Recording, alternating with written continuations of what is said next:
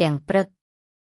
ប្រទេសផាភួញូហ្គៃនីប្រមានពីលោកយ៉ាស៊ូណាមកក្រោយរញ្ជួយដី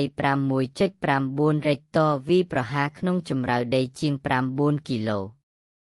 នៅព្រឹកថ្ងៃទី05 ខែមេសាឆ្នាំ 2025 ពេលវេលាក្នុងតំបន់ប្រទេសផាភួញូហ្គៃនីបានរងការវាយប្រហារដោយគ្រោះរញ្ជួយដីធ្ងន់ធ្ងរកម្រិត 6.9 រេកតរហូតមានចេញការព្រមានពីលោកយ៉ាស៊ូណាមតាមទិន្នន័យពីខាងភ្នាក់ងារស្ទាបស្ទង់ភូមិសាស្ត្រអាមេរិក ESC បានឲ្យដឹងថាគ្រោះរញ្ជួយដីបានវាយប្រហារប្រទេសខាងលើក្នុងជម្រៅជាង 9 គីឡូម៉ែត្រកាលពីវេលាម៉ោង 6:04 នាទីព្រឹកដោយចំណុចកណ្ដាលស្ថិតនៅចម្ងាយប្រមាណជាង 193 គីឡូម៉ែត្រភាគខាងកើតក្រុង Canby នៃកោះ New Britain តាមភ្នាក់ងារ ESC បានបន្ថែមទៀតថា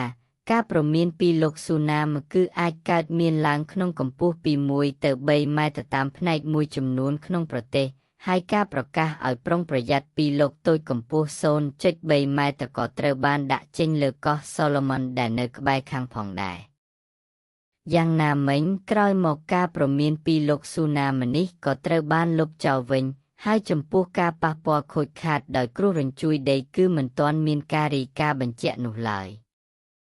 អរគុណចំពោះការចូលទស្សនាវីដេអូនេះបើស្រឡាញ់ចូលចិត្តកុំភ្លេចជួយចុច Like Share និង Subscribe ដើម្បីបានវីដេអូថ្មីទៀតសូមអរគុណយ៉ាងកក់ក្ដៅ Thank you so much